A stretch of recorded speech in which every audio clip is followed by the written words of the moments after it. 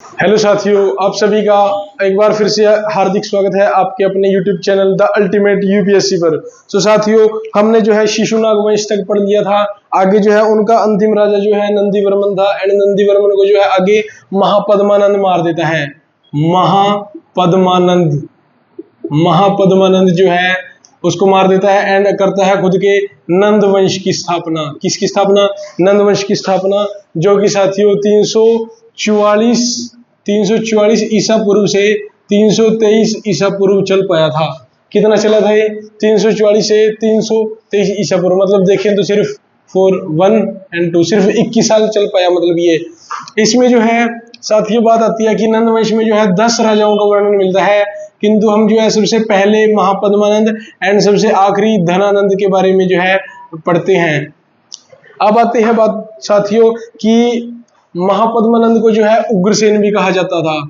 Ugrasen, and ये जो है एक कई बार क्वेश्चन आ जाता है कि सम्राट अशोक ने जो है जैसे कलिंग पर आक्रमण किया था, तो कलिंग पर आक्रमण करने से पहले, कलिंग को जीतने से पहले, कलिंग ये जो उड़ीसा वाला राज्य हुआ करता था, तो कलिंग वाले राज्य को जो है जीतने से पहले, अशोक से पहले किसने जीता था? वो साथियों महापद्मानंद ने ही जीता था।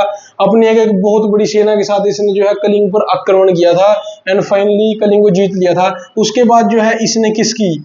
एक राट की उपाधि ली थी। किसकी उपाधि ली थी? एक राट की उपाधि। भारतीय इतिहास में सबसे पहले और एकमात्र एक राट की उपाधि लेने वाले ये महापद्मानंद जी थे। ठीक है, अब आता है कि ये इन्होंने जो है ना क्षत्रियों की बहुत हानि करी और उनकी बहुत हत्याएं करी, तो इनको जो है ना सर्व क्षत्रिय हत्यारा कहा जाता है। सर्व क्षत्रिय हत्यारा, यानी कि क्षत्रिय वंश से इनको शायद नफरत होगी जिस वजह से मारते थे सबको। एंड ये जो है बात आती है कि इनको दूसरा परशुराम भी कहते थे इस वजह से। दूसरा परशुराम, या फिर इनको जो है सर्व क्षत्रांतक भी बोला जाता था। सर्व क्षत्रांतक भी इनको कहा जाता था, यानी कि क्षत्रियों को ढूंढ कर मारने वाला।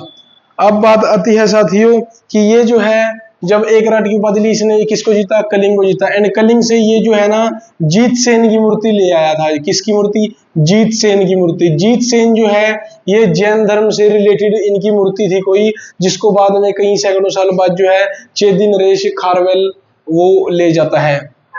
अब आती है बात साथियों की ये जो है पहला शूद्र नहीं हुआ करता था, क्योंकि पहले जो जातियां हुआ करती थी वो 4 ही हुआ करती थी। सबसे पहले आता है साथियों ब्राह्मण एंड क्षत्रिय और शूद्र और वैश्य। पहले जो है साथियों जाति सिस्टम जो है सिर्फ कर्म आधारित हुआ करता था। अगर कोई शिक्षा देता था तो वो ब्राह्मण है। अब अगर ब्राह्मण के जो है कोई ऐसा जाम गया जो कि क्षत्रिय वाले काम करता है, मतलब कर्म करता है। अब जैसे धर्म आधारित होने लगी है जाति, पहले कर्म आधारित हुआ करती थी। एक ब्राह्मण के ये बिल्कुल पॉसिबल था कि अगर कोई ब्राह्मण का काम करेगा, शिक्षा दीक्षा देने का, तो वो ब्राह्मण बनेगा। अगर कोई क्षत्रिय बनेगा तो क्षत्रिय ही बोला जाएगा। एंड वो जो शूद्र भी बन सकता है एंड वैश्य भी। शूद्र और वैश्य जैसे अपने हमारे जो है जैसे कि हम ये काम देखते हैं, लोहार, सुनार, बढ़ई, मोची, नाई, ये जो थे। हाँ, बात आती है महापद्मानंद की जाति, कई इतिहासकार जो है नाई भी बताते हैं, किंतु जाति पाति का किसी के भी बंदे के एक चरित्र में, किसी भी व्यक्ति के जो है कोई रोल नहीं होता। आपने एक चीज महाभारत में सुनी होगी, जब अंगराज कर्ण जी की महानता का उसमें गुणगान किया जाता है, तो उसमें साथियों एक बात आती है कि ऊंच नीच के भेद की जन्म नहीं पहचान। मतलब आप किस कुल में पैदा हुए ये जरूरी नहीं है। अगर आप महान कुल में पैदा हो गए तो आप महान ही हो जाओगे। तो ऊंच नीच के भेद की जन्म नहीं पहचान, उच्च उसी को जानिए जिसके कर्म महान। जो बंदा महान कर्म करेगा केवल उसी को ही महान बोला जाएगा। तो अब बात आती है साथियों, इसमें जो है महापद्मानंद के बाद जो है आते हैं हमारे पास राजा धनानंद जी। धनानंद जो है एक बहुत ही ज्यादा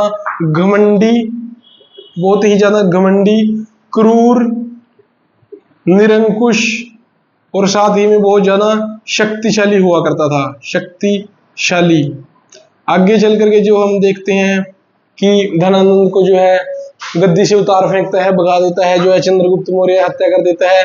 क्योंकि कुछ भी है, चाहे कोई, जाहिर सी बात है साथियों, अगर धनानंद जो है शक्तिशाली बेशक है, लेकिन उसको घमंडी न होना चाहिए, क्योंकि वीर पुरुष को घमंड शोभा नहीं देता। अब आती है बात कि धनानंद ने जो है एक बार एक नहर का भी निर्माण करवाया था, नहर का निर्माण करवाया था। एंड ये जो है इसके दरबार में जो है एक बार एक यूनान से यात्री आया था जिसका नाम था अग्रमीज। अग्रमीज जो है धनानंद के दरबार में आया था।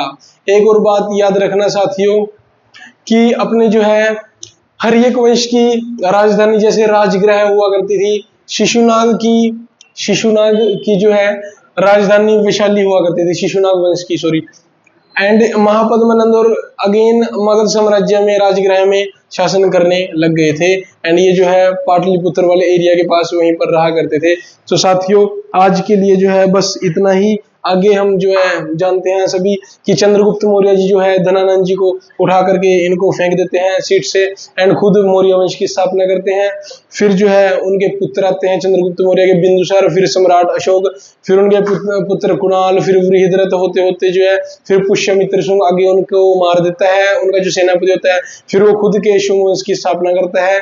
पुष्यमित्र शुंग जो है एक ब्राह्मण राजा हुआ करता था। ये सब कुछ साथियों हम जो है नेक्स्ट वीडियो में शेयर कर लेंगे। तब तक के लिए आप सभी का दिन शुभ हो। नमस्कार सर।